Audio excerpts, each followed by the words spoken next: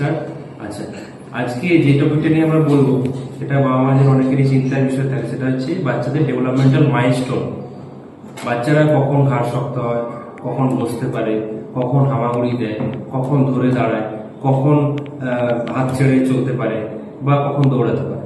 তো প্রথমে আমরা যেটা বলি 2 থেকে 3 মাস, 2 থেকে 3 মাসের মধ্যে বাচ্চার ঘাড় শক্ত হয় কি ব্যাপার বা নেক হোল্ডিং।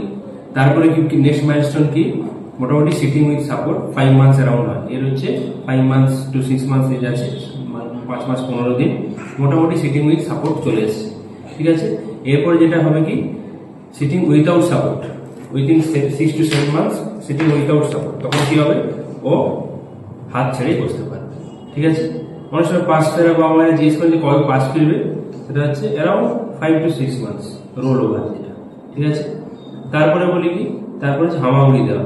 হামাগুড়ি কখন দিতে পারে, 9 to 12 মান্থস, ঠিক আছে।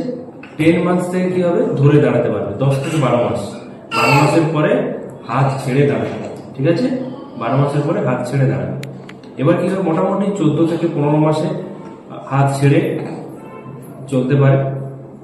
আর 16 থেকে 18 মাসের পরে বাচ্চারা ইন্ডিপেন্ডেন্টলি হাঁটতে পারে, ঠিক আছে। 1.5 থেকে 2 বছরের মধ্যে বাচ্চারা দৌড়াতে পারে। 2 বছরের মধ্যে যদি বাচ্চা দৌড়াতে না পারে তাহলে কিন্তু সেটা চিন্তা।